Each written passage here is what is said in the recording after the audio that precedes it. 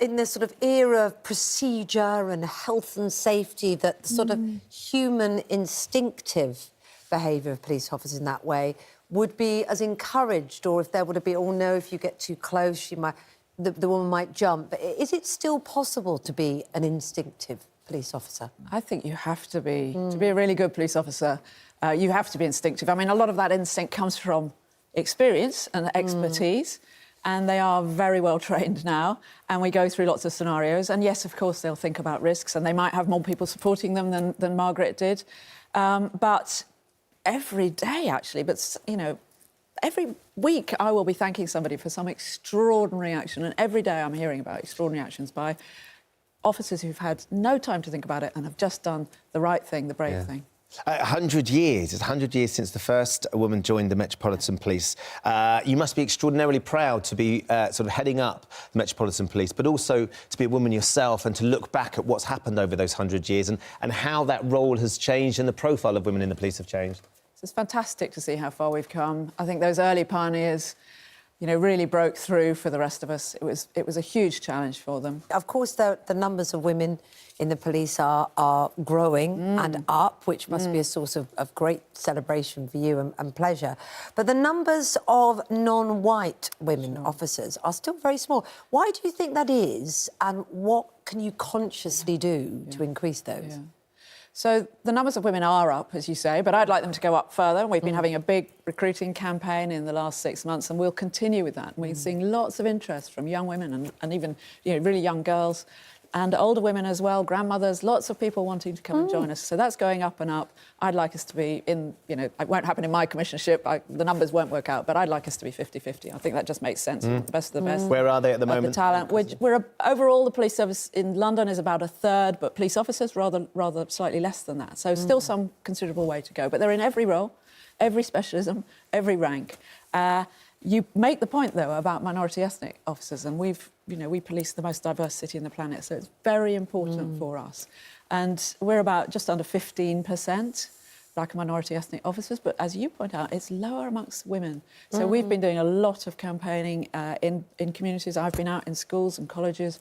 We're talking to women and trying to work out what are the barriers. And I think there are in some communities, there are some cultural barriers where perhaps people feel less certain about their young women joining us. And in other areas, there's obviously a historic issue where people have just thought, well, the police service wouldn't be a place for somebody like me for a variety of reasons.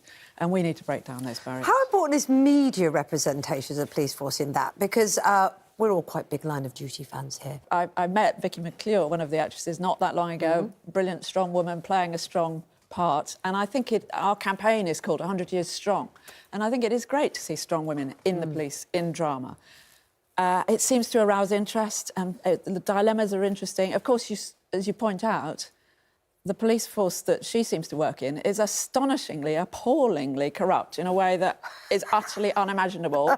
Is it? Absolutely. Could it never happen? I'm afraid the idea Really? of most of what I understand happens on that programme is absolutely way beyond the bounds. There is no age. However, the sort of nature of the dilemmas and the decisions the officers have to make, you know, they've obviously thought hard about that.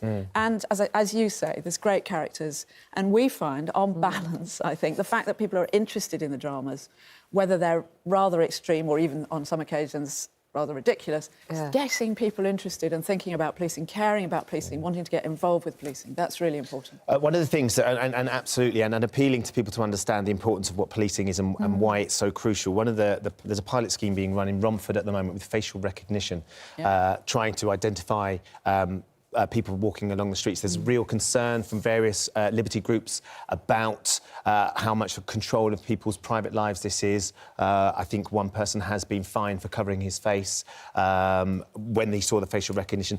How do you sort of allay the fears of everyday people who are sitting there thinking, I don't want to feel like Big Brother is watching me at all times. I've done nothing wrong. Why should I be under suspicion? And yet still extol the importance of having things like facial recognition as a security device? So there's all sorts of new technologies coming onto the market. I think it's really important that we debate those and that the public get involved in that debate. I completely understand why people don't want to live in a Big Brother state, in a surveillance society. But equally, people want us to catch the bad guys and stop crime. we have been running a very small series of pilots. We're not actually in Romford at the moment, to see how the technology might work in very controlled conditions.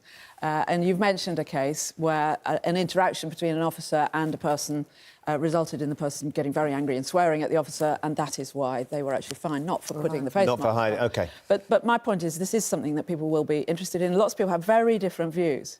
But I think many people would think that if a terrorist who is wanted or a serious violent criminal is wanted, is walking down the street and a camera could spot that person, a lot of people would say, well, shouldn't the police be using that sort of technology? So we are trialling it. We've been talking to the public. We have been talking to all the liberty groups and the others to see where the boundaries might lie and what people would think was acceptable and not.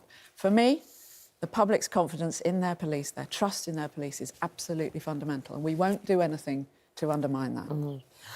One of the things, the challenges you have to face as the world does, is the problem of Brexit. Back in December, you said it is the lack of solution to Brexit is a challenge for you. It could potentially put the public at threat because you are dealing with the implications of that. This morning, our lead story is that Conservative, Labour, talks between them to resolve a deal has broken down. What frustration does that bring out in you? I'm a lifetime career police officer, and our job is to get on with policing. Of course, I work with politicians and I talk to politicians and I advise politicians when asked about all sorts of issues. Right now, the Met are out there. We're policing away. We are there for the public. We are answering the calls. We're preventing crime. But if Brexit doesn't get resolved, well, what problem is that for you? Because we're now heading towards the summer. So at the moment, things are carrying on as they have been. We've got all the same relationships with our European partners in law enforcement. We've got the same instruments. We've got the same laws. What will be helpful for us is to know that in the longer run, however we exit from the EU, the relationship will be between the EU legal system and European countries' legal systems, and policing, therefore, and policing. And the sooner we know that, obviously, the easier it is for us to plan. And it is the case that there are a number of things that we rely on at the moment, like databases that we have automatic access to, and our European arrest warrants, where we can bring murderers back from overseas very quickly, or vice versa, which we rely on, which will have to be replaced with something else if they are to sort of stop existing, and that's not totally clear yet. I would hope they don't stop existing, but if they do stop existing, we'll have to replace them, and whatever we replace them with will be slower, it will be more expensive, and it won't be so effective. So that, of course, concerns me. And you've got to get going on it and know what it's going to be. We're working really closely with the Home Office and the government in general. We've got 30 officers talking to people around Europe and to colleagues up and down the country to make sure that we can plan for every scenario.